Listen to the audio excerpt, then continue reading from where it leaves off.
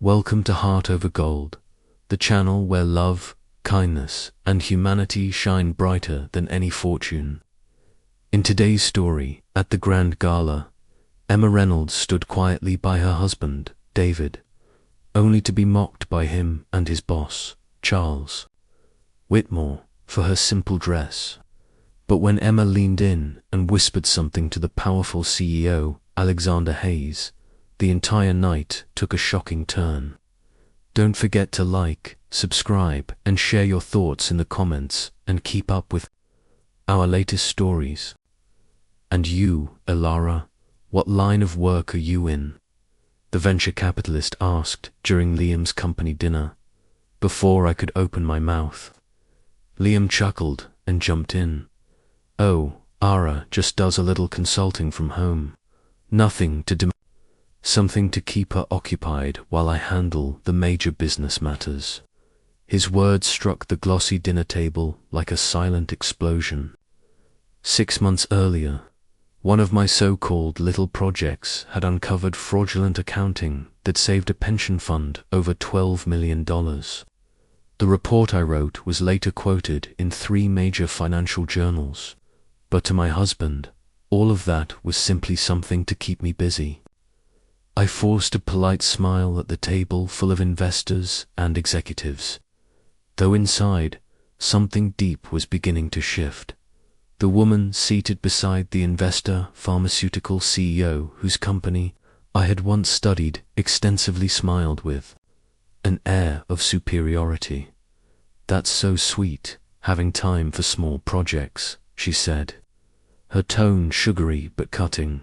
My teeth clenched. What I wanted to tell her was that my small projects had uncovered more corporate misconduct in the past 3 years than her compliance team had in a decade. Instead, I tightened my grip on my wine glass and wondered, when had Liam started viewing me as nothing more than a hobbyist? It hadn't always been like this. 9 years earlier, we'd first crossed paths in our university library during our final semester. Back then, we were just 2 broke students with oversized ambitions and crushing student loans. I was buried in notes for my corporate finance exam when Liam's relentless pen tapping made it impossible to concentrate. "You know, that rhythm you're playing matches that annoying pop song," I whispered during one of his more dramatic drum solos on his textbook.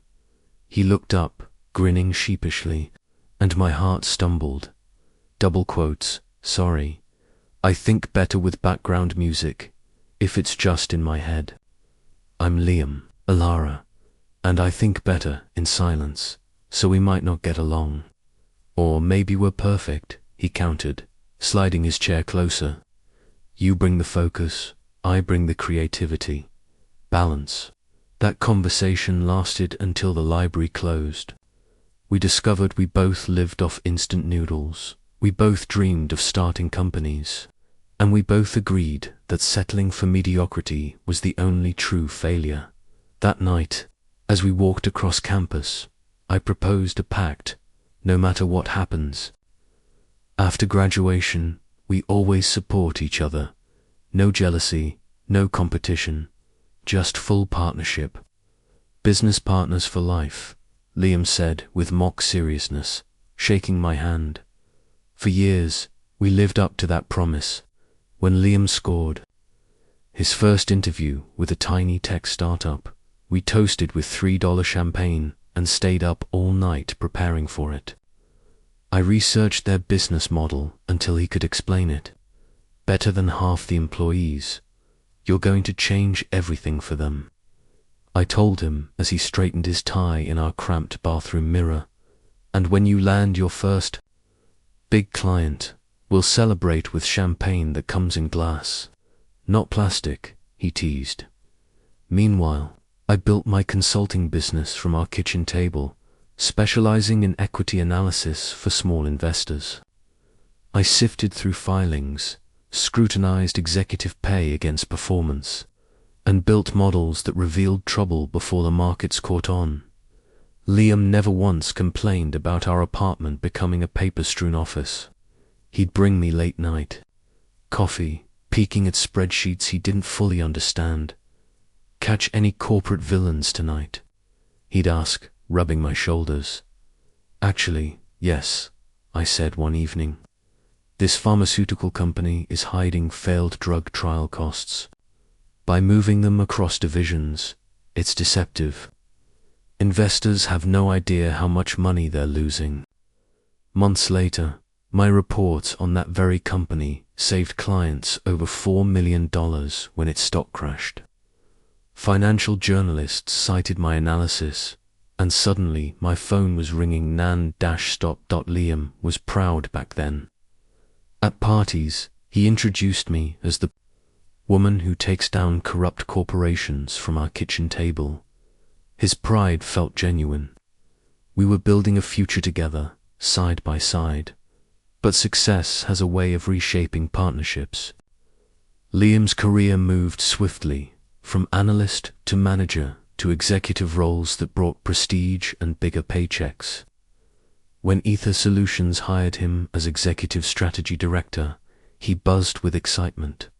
"It's everything I've worked for," he said, barely able to sit still. "But there's one catch: we'll need to relocate to London." I didn't hesitate. "Of course we'll move. This is what we've been working toward." I handed off my clients, gave up my office, and researched London's financial sector from scratch. It was costly, but worth it to see Liam thrive. What I didn't foresee was how the balance between us would begin to unravel. The man who once asked my input on everything now dismissed my expertise with a smile. "The challenges are different." At this level, he'd say whenever I questioned his company's risky strategies. Then came Victoria Sterling, his new boss. Brilliant, well-connected, and, as Liam often reminded me, visionary. Suddenly, every conversation circled back to her. "She has such a unique way of approaching problems," he said more than once. I tried to be encouraging. "She sounds like a great mentor. We should have her over sometime." "She's far too busy," he replied quickly. Even without meeting her, I could feel Victoria's presence growing in our marriage. Liam began framing my work as small, compared to his sweeping responsibilities. And that's how, months later, I found myself sitting at a glittering dinner table, listening to my husband describe my career as dabbling, while investors and CEOs looked on.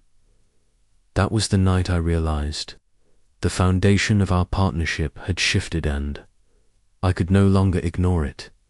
Am I being too sensitive?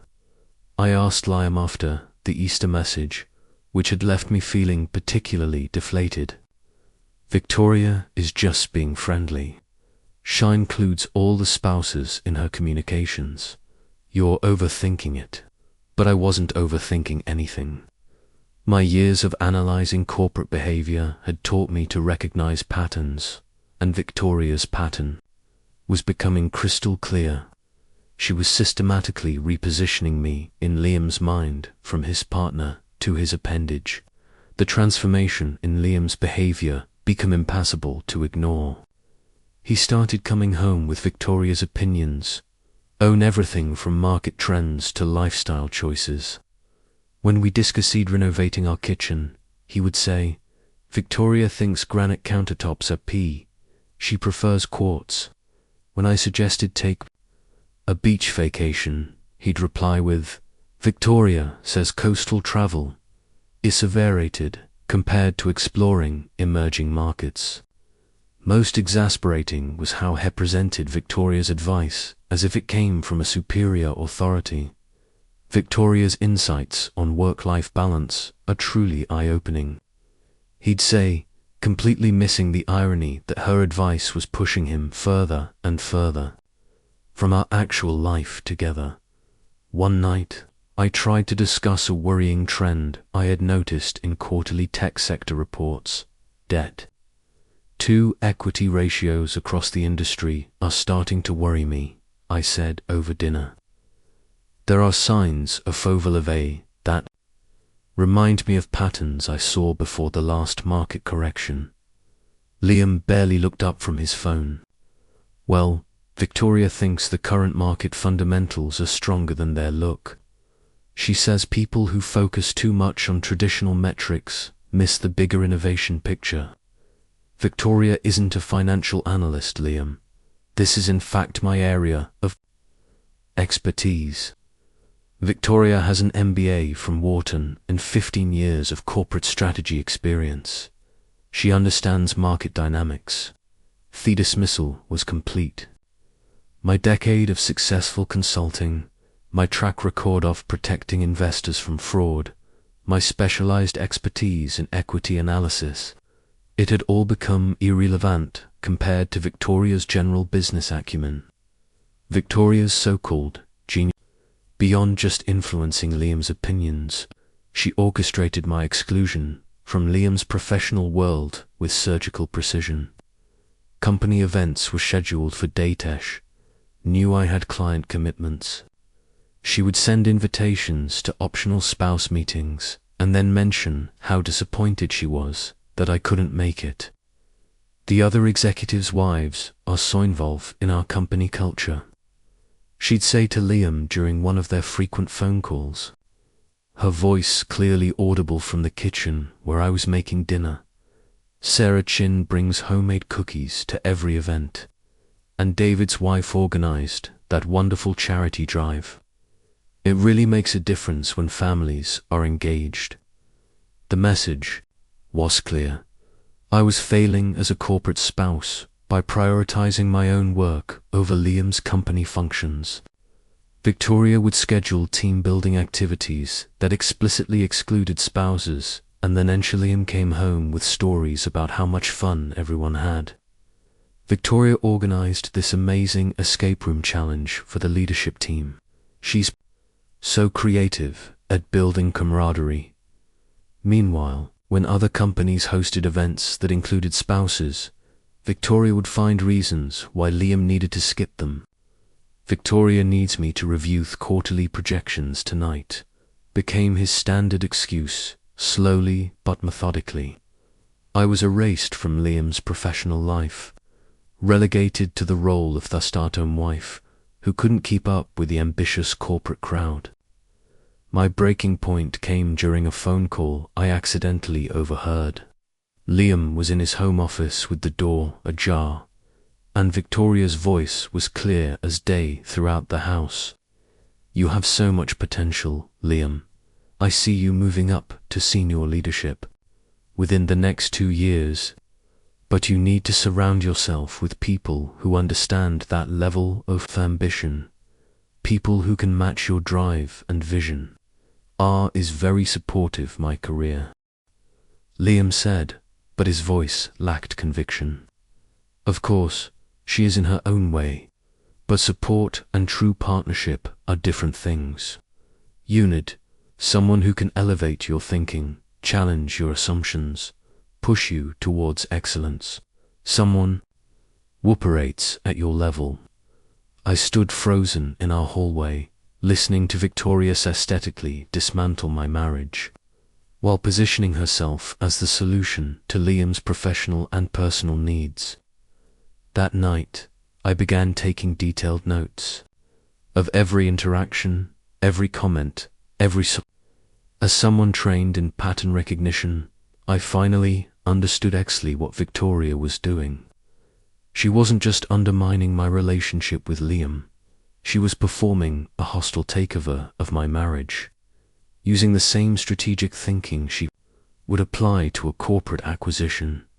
The most painful part was watching Liam fall for it completely, interpreting her calculated manipulation as mentorship and career development. The man who once valued my analytical mind couldn't see the analysis that mattered most. Victoria Sterling was systematically destroying us. The gala and the humiliation turned into vengeance.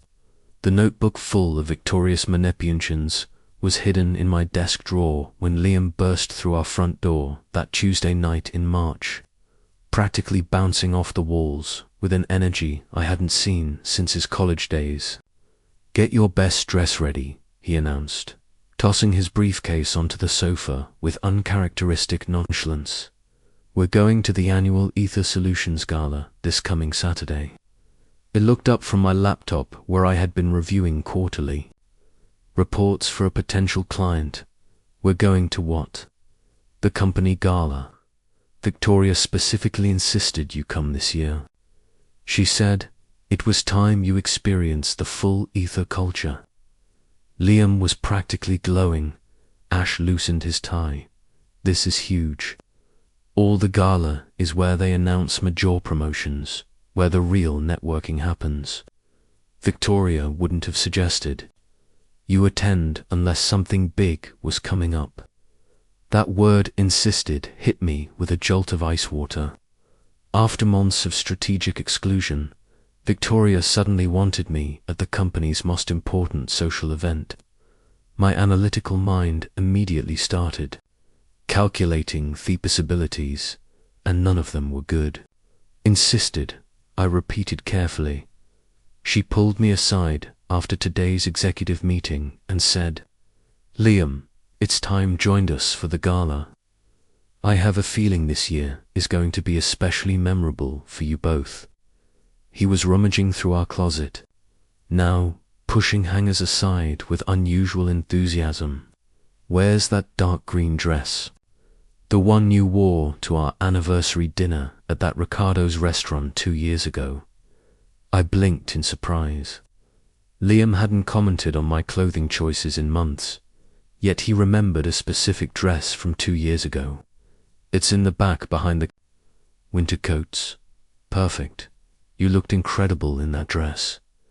Victoria mentioned she's looking forward to seeing you in something elegant." The week leading up to the gala felt surreal. Liam was suddenly attentive in ways that felt almost nostalgic, as if we're trying to recapture some version of us that had existed before. Victoria's influence poisoned everything. He brought me morning coffee without being asked. He asked about my consulting work with genuine interest and even suggested we practice dancing in our living room. "I want everything Tobe. Perfect Saturday night," he'd say, spinning me awkwardly around our coffee table. "This could be the moment that changes our entire future." Even as every instinct screamed warnings, I let myself feel hope. Maybe Victoria had realized that thought excluding me was counterproductive. Maybe she had decided that embracing me was better than fighting me. Maybe this was her olive branch, her way of acknowledging that I was an important part of Liam's life, whether she liked it or not. I threw myself into the preparation with an enthusiasm I hadn't felt in months. A pricey downtown salon gave me a manicure that cost more than I used to spend on groceries. A professional stylist arranged my hair in an elegant updo that made me feel sophisticated and confident. I spent hours researching current tech industry trends, memorizing details about Ether's recent acquisitions and strategic partnerships. "Tell me about the blockchain integration project." I practiced in our bathroom mirror.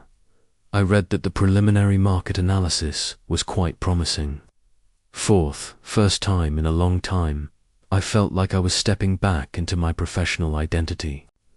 The woman who's to be respected in boardrooms was still there, just buried under months of being dismissed and diminished. I was ready to show Liam's colleagues that I was more than just a supportive spouse. I was an intelligent partner with valuable insights and professional credibility. Do you think he's ready for what's coming? I'd love to read your predictions in the comments. The Lancaster Hotel lived up to every description Liam had given me. Christo. Chandeliers cast a golden light over marble floors, and waiters in impeccable uniforms carried champagne flutes through crowds of elegantly dressed executives and their spouses as I walked through the lobby in my green dress and carefully styled hair. I felt confident and prepared. But the moment we walked into the main ballroom, something shifted. Liam's hand on my back felt more theatrical than supportive, as if he were playing a role rather than naturally escorting his wife. His eyes immediately found Victoria across the room, and I saw his posture shift from relaxed to alert. "There she is," he murmured, and I didn't know if it was a statement of fact or one of anticipation. Victoria swept towards us like a queen holding court, her silver dress catching the light from the chandelier with every calculated step. Her smile was as bright as a theatre spotlight visible from across the room. "Ara, finally." The emphasis on finally was subtle but unmistakable, designed to sound surprised and delighted, while implying my attendance was somehow unexpected or uncertain. "Thank you for suggesting I join you," I replied, keeping my voice pleasant and professional. "Well, Liam deserves to have his date here for such a special evening." The phrase "his date" was delivered with surgical precision, demoting me from wife and partner to an accessory in front of a room full of Liam's colleagues. I felt his hand tighten slightly on my back, but he said nothing to correct Victoria's characterization.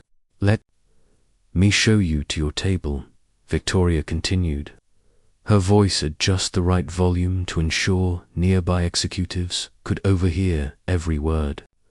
"I made sure you were seated with delightful people with whom I'm certain you will have fascinating things to discuss." She guided us through the ballroom like a hostess, showing guests their designated spots. Other couples were finding their seats, checking place cards, settling in for what was clearly going to be an elaborate evening of corporate celebration. "Here we are," Victoria announced, pointing to an elegant round table near the center of the room. "Liam, you're right here next to me at the head table." Of course, my stomach clenched. "We're not sitting together." "Oh, didn't Liam explain?" "Executives sit at the leadership table. Spouses have their own seating arrangements." Victoria's tone was apologetic, yet firm, as if this was standard protocol rather than another strategic separation. I looked at Liam, expecting him to object, or at least look surprised by this arrangement. Instead, he was already moving toward the head table, his attention focused in Victoria's explanation of the night's agenda. "Your place card should be around here somewhere," Victoria said, scanning the elegant table arrangements with theatrical concern. I started checking the small cream-colored card set, each setting, reading names of people I didn't recognize. Jennifer Walsh, Marketing Coordinator; David Kim, Regional Sales Manager; Sarah Chin, Executive Assistant, and then I found mine. The card was identical to all the others. Cream card stock with elegant calligraphy in dark blue ink, but in place of my name it read "Pathetic, Unimportant Gold Digger."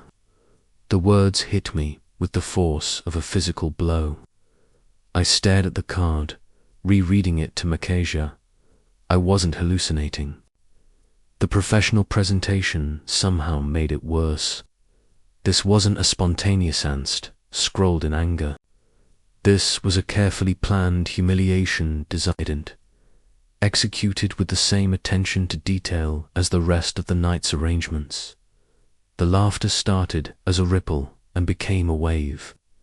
The other people at the table had seen the card, and their reaction ranged from gasps of surprise to ill-disguised amusement.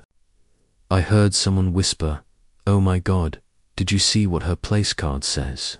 Still clinging on after all this time, a woman's voice said behind me, followed by more laughter. The sound grew louder as more people noticed the commotion and came closer to see what was causing it. Within seconds, half the ballroom was looking at me or actively laughing at elegant calligraphy that had reduced me to a joke. I turned to Liam, expecting anger, outrage, or at the very least, some sign that he was as shocked by this cruelty as I was. Instead, I found him looking down at his water glass, as if it held the mysteries of the universe. His face was careful, his shoulders tense with what I realized wasn't surprise, but discomfort at being caught in the middle of something he knew was going to happen. "Liam," I said quietly, giving him one last chance to defend me, to show some sign that the man I had married was still in there, somewhere inside. Thestringer wearing his face. He could not meet my eyes. His silence stretcher-drove the laughter and whispered comments, speaking louder than any words could have. In that moment, I understood with crystal clarity that this wasn't just Victoria's masterpiece of public destruction. Liam was a willing participant in my humiliation. His silence wasn't shock. It was complicity. The one I had supported through every career challenge. The partner I had sacrificed me professional ambitions for. The husband I had loved and trusted for 9 years could not find the courage to stand up for me against the cruelest public humiliation I had ever experienced. I looked around the ballroom at the faces surrounding me, some laughing, some uncomfortable, all of them witnessing my complete and total destruction. The weeks of preparation, the hope I had allowed myself to feel, the confidence I had painstakingly rebuilt, all crumbled to dust. But as I stood there holding that place card, something else crystallized inside me. The woman they were laughing at, the pathetic, unimportant gold digger, had skills they couldn't possibly imagine. And Victoria Sterling had just made the biggest mistake of her carefully calculated career. I walked to the exit with my head held high, and as I passed the CO, who was chuckling at Victoria's brilliant joke, I leaned close to his ear. "If I were you, I'd check your stock prices," I whispered. "And you?" The taxi driver kept looking at me in his rearview mirror during the silent drive home from the Lancaster, probably wondering why a woman in a fancy dress was sitting in his back seat with tears streaming down her face. I didn't speak until we reached my driveway, and even then I could only whisper a thank you as I handed him the cash. Liam's car wasn't in the driveway. He was probably still at the Gala, celebrating with Victoria and the colleagues who had found my humiliation so entertaining. The house felt different when I walked through the front door, smaller somehow, as if it belonged to someone else's life. I spent Sunday in bed, staring at the ceiling and replaying every moment of Saturday night. The laughter, Liam's silence, the CEO's smirk as I whispered, "Me stock price threat." By Sunday night, something had crystallized inside me. The woman they had humiliated wasn't pathetic or unimportant. She was dangerous, and they had no idea what they had unleashed. Monday morning, I sat down at my home office, staring at my laptop, as if it were a time machine, capable of transporting me back to the person I used to be. The screen was black, reflecting my face, but I could see past that reflection to the woman who had once saved pension funds from fraudulent investments. My fingers moved over the keyboard with a muscle memory I didn't realize I had retained. Password came to mind as I accessed databases I had kept but had barely touched in months. Bloomberg Terminal, Edgar, corporate filing databases, industry analysis platforms. The subscriptions I had kept active, just in case, suddenly felt like the best spent money I had ever had. The first thing I opened was Ether Solutions' most recent filing. As I scrolled through pages of corporate legal speak and financial tables, something I hadn't felt in years began to burn in mid. Professional hunger, the thrill of the chase, the satisfaction of seeing patterns others missed. "Let's see what you've been hiding," I whispered to my screen. Within an hour, I found the first irregularity: executive stock option grants that were suspiciously backdated close to major announcements that would drive up stock prices. The timing wasn't technically illegal, but it showed a pattern of executives positioning themselves to profit from information buffer. It became public. I pulled up Victoria's employment records through public filings.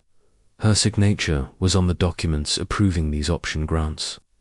She had been at Ether for 18 months, and in that time, the questionable practices had accelerated dramatically. My coffee grew cold as I dug into the quarterly earnings reports, revenue recognition that pushed the boundaries of accounting standards, expenses that were curiously shifted between reporting periods, R&D costs that seemed to disappear and reappear in different categories without proper explanation. Careless, I murmured, highlighting another discrepancy. Overconfident and careless. By Tuesday afternoon, I had enough material to file a regulatory complaint, but a complaint will take months to investigate, and I wanted faster results. I needed a different approach. The anonymous post on the investors forum took me 3 hours. To craft, I chose the username Financial Lavinger and wrote an analysis that would be impossible for serious investors. In your red flags at Ether Solutions, a deep dive analysis of troubling financial patterns. I included charts showing the correlation between executive stock transactions and company announcements, graphs that illustrated the unusual timing of revenue recognition, tables that compared Ether's accounting practices to industry standards. Everything was documented with precise citations from public filings and regulatory guidelines. The post went live Wednesday morning at 6 a.m., timed to catch investors before the market opened. By noon, it had been shared on 3 major investing forums and cited in 2 financial blogs. Wednesday night brought the first surprise, an email to a secure account I had set up for the anonymous posts. Whoever you are, thank you. I've been suspicious of Ether's numbers for months, but didn't have the expertise to properly document it. Your analysis is spot-on. There's more where that came from if you're interested. A concerned insider. The attached documents made my pulse race. Internal emails discussing ways to optimize quarterly reporting, meeting notes about delaying certain expense recognitions. Most damning of all, a thread where Victoria explicitly discussed timing announcements to maximize stock price impact around executive option grants. We can shift the development costs to next quarter and announce the beta this Friday. An email read, that should giveth stock a nice boost right before the option grants vest. Victoria's reply was even more damning. Perfect. The board won't question the accounting treatment if the results look good. Thursday brought another bombshell. Someone had forwarded me a screenshot of Ether's internal Slack channel posted Saturday night during the gala. Victoria and I, did you see face when she found her place card? Priceless serendipity. I can't believe you actually did that. Wild. Victoria and Liam said she needed to understand Herpless. Mission accomplished. She won't bother us with her professional insights anymore. The screenshot was timestamped 11:47 p.m. on Saturday, less than 2 hours after I had left the gala. Victoria had been bragging about humiliating me. While I was crying in a taxi, I saved the screenshot and added it to my growing file. The pattern was becoming clear. Victoria wasn't just manipulative in her personal relationships, she was also reckless and arrogant in her professional conduct. Friday morning, I published a second part incorporating the new evidence. This one was titled Culture and Conduct. When does leadership failure extend beyond the numbers? The response was immediate and explosive. Financial journalists began calling Ether Solutions' corporate communications department. Investment analysts began to downgrade their stock recommendations. Regulatory bodies opened preliminary quiz. I watched it all unfold from my home office, drinking coffee and feeling more alive than I had in months. Every news alert, every point the stock price dropped, every analyst comment questioning Ether's practices felt like a validation of everything Victoria and Liam had dismissed about my capabilities.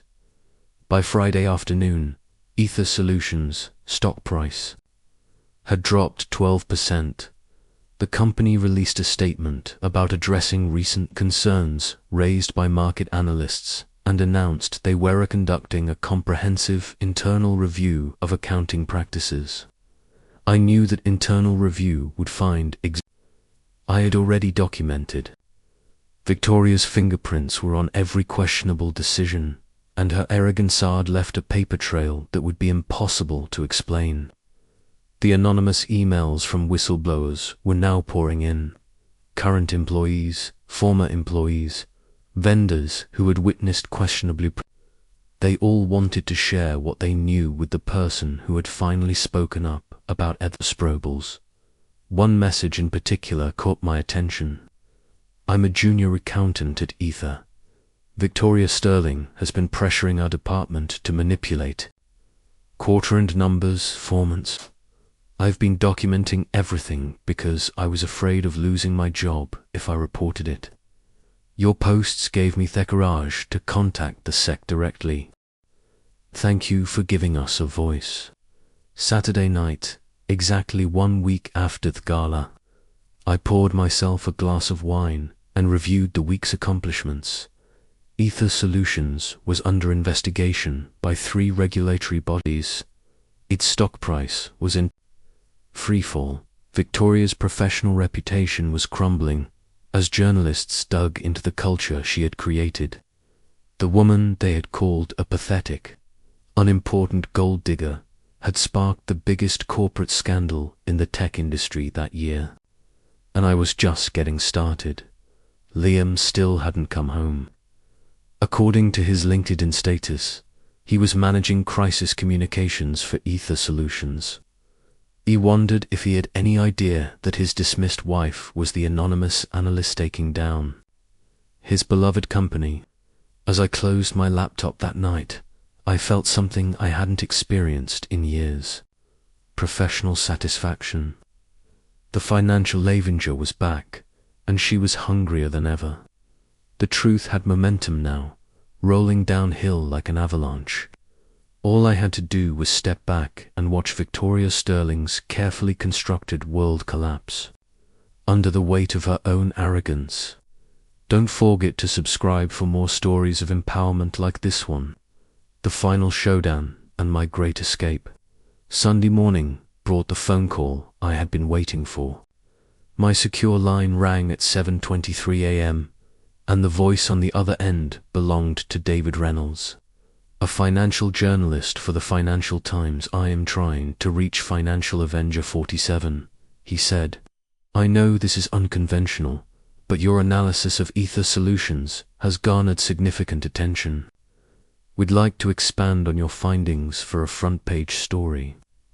I had been waiting for this moment since the market closed on Friday. What kind of expansion? We've independently reviewed most of your documentation. Our research team has uncovered additional evidence that supports your conclusions and questionable accounting practices. We want to publish a comprehensive exposé, but we need to ensure our source material is bulletproof. 20 minutes later, I had Ananias provide David with additional documentation that would make his article unassailable. The credibility of the Financial Times would amplify my findings beyond anything I could achieve through forum posts. The Monday headliner read, Tech Darling Ether under federal investigation for accounting irregularities. The article detailed everything I had uncovered, plus the information his research team had independently gathered. Victoria's name appeared 17 times, each mention more damaging than the last. By 10 a.m., Ether Solutions stock had dropped another 18%. Trading was halted. twice as sell orders flooded the market. I watched the cow soon fold from my home office, drinking coffee that tasted like victory. The first news alert about Victoria personally came at 11:47 a.m. Ether Solutions executive Victoria Sterling put on administrative leave. Pending. I captured the notification and saved it to a folder labeled Justice Served. Liam's key turned in the front door at 2 p.m., 3 hours earlier than usual. His footsteps on our hardwood floors sounded heavy, defeated. I heard him drop his briefcase by the entrance, something he never did. Ara, his voice carried a vulnerability I hadn't heard in years. "I'm in the office," I called out, not looking up from my laptop, where I was tracking Ether's continued stock plunge. He appeared in my doorway, looking like Hayhard, aged 5 years in 5 days. His hair, usually perfect, was disheveled, his tie loosened, his expensive suit wrinkled. "We need to talk," he said, sitting in their chair across from my desk without an invitation. "About what?" "About Victoria. About the investigation. About everything that's happening at work." He rubbed his face with both hands. "I don't know how much you've heard, but it's bad. Really bad." I minimized my browser window and gave him my full attention. "How bad?" "The SSS launching a formal investigation. The FBI seized documents from Victoria's office this morning. There are rumors about criminal charges." He looked at me with desperate eyes. "I've been working with Victoria for 2 years. All if they find evidence of intentional fraud. Anyone associated with her decisions could be implicated." "That sounds serious." "It is serious. My career could be over. Everything we've built together could be gone." He leaned forward, trying to reach for my hand across the desk. "I need your analytical expertise. You're the smartest person I know when it comes to financial forensics. Could you help me understand what they might be looking for?" The irony was breathtaking. The man who dismissed my professional instincts for months was now begging for the expertise he had called niche and small scale. "Why would you need my help? Doesn't Victoria have everything under control?" Liam's laugh was bitter. "Victoria is completely falling apart. She's blaming everyone but herself, claiming she was just following industry standards. But some of the documentation, error. I think she might have been deliberately manipulating the numbers. That would be securities fraud. I know what it would be." His voice cracked with stress. "I'm scared, Ara. For the first time in my career, I'm genuinely terrified for my professional future."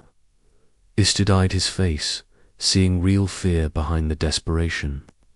A part of me felt sympathy for the man I had once loved unconditionally, but a larger part felt a cold satisfaction at watching his world crumble in the same way mine had at that gala. "What exactly are you asking me to do?" "Help me distance myself from Victoria's decisions. Look at the documents I was involved in and help me understand which ones might look problematic to investigators." He paused, swallowing hard. "I know I haven't been the best husband lately. I know I haven't appreciated your professional skills the way I should have, but we're a team, right? Partners for life." The words he had said 9 years ago in that university parking lot felt hollow now, stained by years of dismissal and culminating in his silent siegeing my public humiliation. "When was the last time you considered us partners, Liam?" He blinked, clearly unprepared for the question. "What do you mean? When was the last time you asked my opinion on something important? When was the last time you valued my professional expertise? When was the last time you stood up for me when Simona attacked my credibility?" His face pulled as understanding dawned. "Ara, if this is about the gala, it's about everything, Liam. The gala was just the final confirmation of what we had become. I opened my desk drawer and pulled out a manila folder which I had been preparing for this very conversation. Inside were copies of apartment listings, consultations with divorce lawyers, and financial statements that showed exactly how much my consulting business could generate if I focused on it full time. "What is this?" he asked, though his voice suggested he already knew. "My exit strategy. I've been rebuilding my professional network while watching your precious mentor destroy her career through her own arrogance." I handed him the top document, a consulting contract with a hedge fund worth more than his annual salary. 3 former clients want to hire me full-time.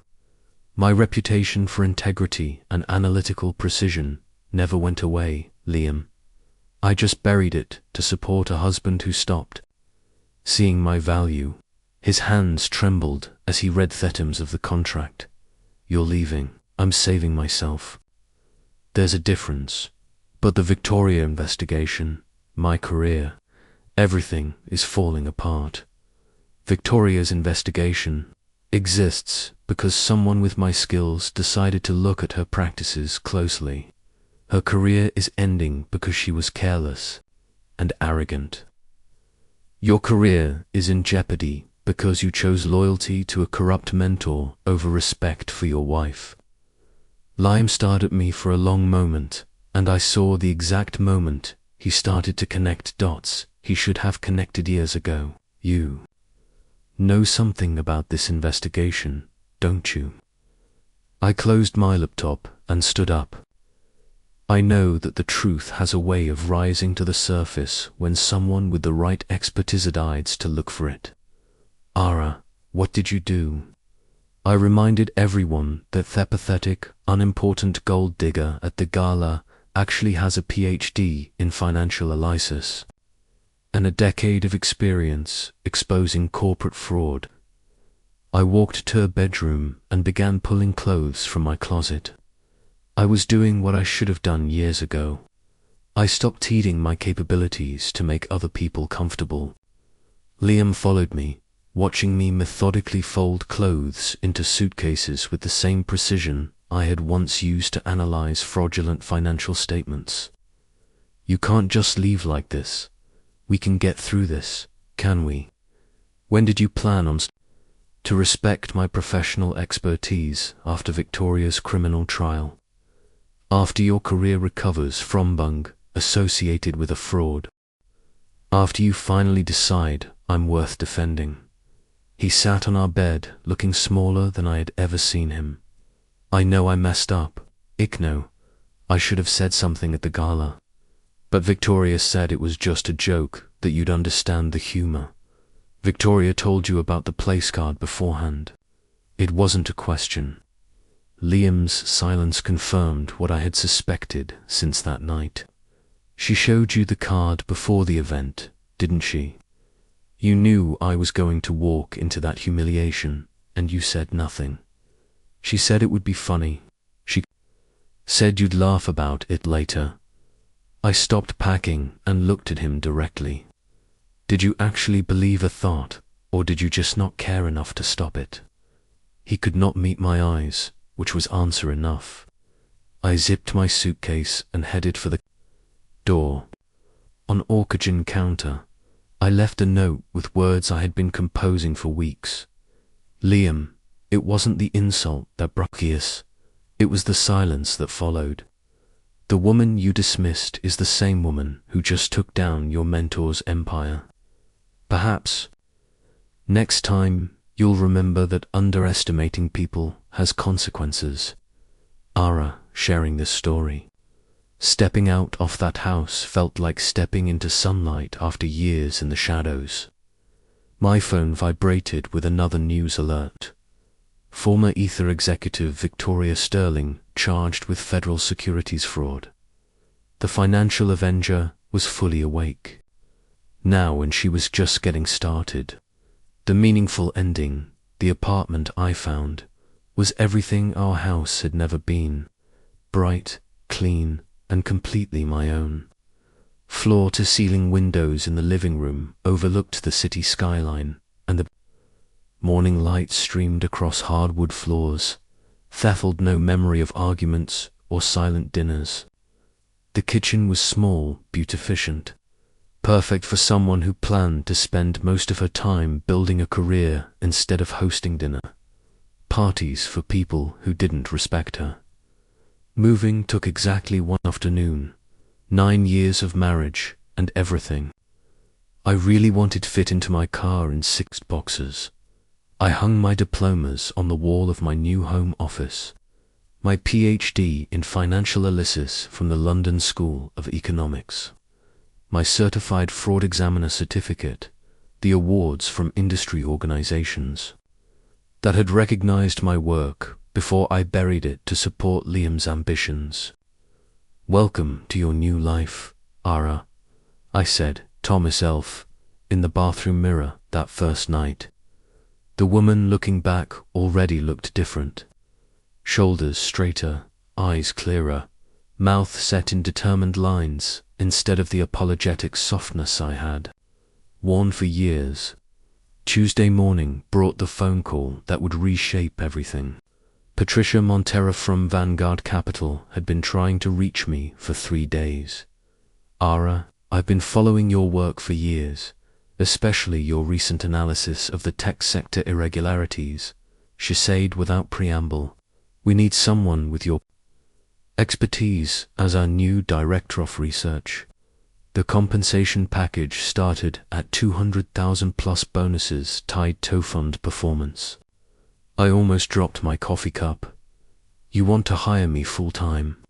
We want to build an entire search division around your analytical approach.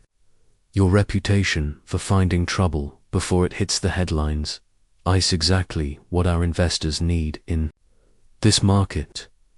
3 weeks later, I walked into the Veglaswald offices of Vanguard Capital in a perfectly fitting navy suit with a confidence I had forgotten I possessed.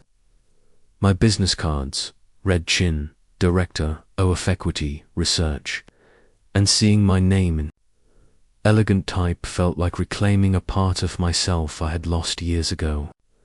My first assignment was to evaluate a biotech company as a potential acquisition target. Within hours of digging into their financials, I found patterns that reminded me of my early consulting days. Revenue recognition that seemed designed to impress, rather than inform. Research costs that were moved between categories without clear justification. "This company is cooking their books," I told Patricia during our afternoon meeting. "Their FES to trial results don't justify the revenue projections, and they're hiding development failures in subsidiary accounting. How sure are you? Sure enough to stake my reputation on it?" I slid my analysis across her desk. "Give me 1 more week to document everything, and you'll have a report that will save your fund millions." Patricia smiled. "This is exactly why we hired you." Working again in a professional environment where my expertise was valued felt like oxygen after years of suffocation. My colleagues treated me as an equal partner on complex financial decisions. During strategy meetings, people leaned forward when I spoke instead of waiting politely for me to finish. My insights were shaping investment decisions worth tens of millions of dollars. Ours analysis just saved us from a catastrophic pharmaceutical investment, Patricia announced during our monthly meeting. Her due diligence uncovered accounting irregularities that would have cost the fund an estimated $40 million. The applause felt genuine, hard-earned, for the first time in years. I was being recognized for the work I actually did rather than dismissed as someone who dabbled in numbers. The Google alert about Victoria arrived on a Thursday morning while I was reviewing quarterly reports. Former Ether executive Victoria Sterling charged with federal securities fraud. The accompanying photograph showed a woman I barely recognized. Gone were the designer suits and the commanding presence that had once intimidated me. Victoria was standing outside federal court in flats and a cheap jacket, her shoulders hunched in defeat. The woman Woe had built her career by projecting invincibility, looked small and ordinary. The charges were serious: falsification of investor disclosures, manipulation of earnings reports, and conspiracy to commit securities fraud. Each charge carried a potential prison sentence and guaranteed professional destruction. I read the article twice, feeling something I hadn't expected. Not triumph, but a quiet satisfaction. Justice had been served not through revenge, but through the simple exposure of the truth. Victoria's arrogance and careless practices had created the very evidence that took her down. I had simply shined a light on what was already there. The comments section was brutal but predictable. "Isn't this the executive who humiliated that woman?" At the company gala, one reader wrote, "Karma has an interesting sense of timing." Another comment made me pause. I worked at Ether during the Victoria era. She created a toxic culture where bullying was disguised as high-performance standards. I'm glad someone finally held her accountable. Victoria had built her entire professional identity on manipulation and cruelty, and now that foundation was completely crumbling. The same strategic thinking she had used to undermine my marriage had made her overconfident in her financial misconduct. 6 months after leaving Liam, I realized the transformation was complete. The woman who had once been dismissed as a pathetic, unimportant gold digger was now leading investment decisions for one of the city's most respected funds. Munalisis was influencing portfolio strategies worth hundreds of millions of. Industry publications were citing my research, and other financial firms were returning to recruit me monthly. But professional success was only one part of the story. For the first time in years, I was making decisions based completely on my own preferences and priorities. My apartment reflected my taste instead of compromises to someone else's vision. My schedule revolved around work I found challenging. Instead of supporting someone else's ambitions on Friday nights, I would sit on my balcony with a glass of wine, watching the city lights twinkle below, and marveling at how peaceful life could be without constant tension and contempt. No more. Analyzing very conversation for hidden criticisms.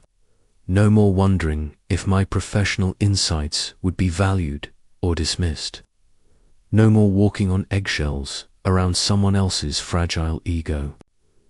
The divorce papers arrived on a Tuesday, requiring only my signature to make official what had been emotionally over months ago. Liam had included a handwritten note that I read once before filing it away. "Error, I know I can never undo the damage I caused. You were always the stronger partner in our marriage. I just wasn't smart enough to see it until it was too late. I hope you find the respect and recognition you deserve." Liam, the apology felt hollow after years of dismissal, but I appreciated the acknowledgement. Liam was facing his unemployment, professional disgrace by association with Victoria, and the loss of a wife whose expertise could have saved his career if he had bothered to value it. As I signed the divorce papers, I thought of the couple we once were, too ambitious. Students with dollar store champagne and limitless dreams. That partnership had been real, but it had also been fragile. When success and outside influence tested our foundation, we found it wasn't strong enough to survive. But from the ashes of that failed marriage, something better had emerged. Not revenge or vindication, but resurrection. The woman Victoria had tried to diminish was now thriving in ways neither she nor Liam could have ever imagined. The truth had done all the work. I had simply proved it with the opportunity to shine. If this story of silent justice had you on the edge of your seat, hit like right now. My favorite part was when Alara whispered, "I'd check your stock prices." If I were you, to the CEO, knowing exactly what was to come.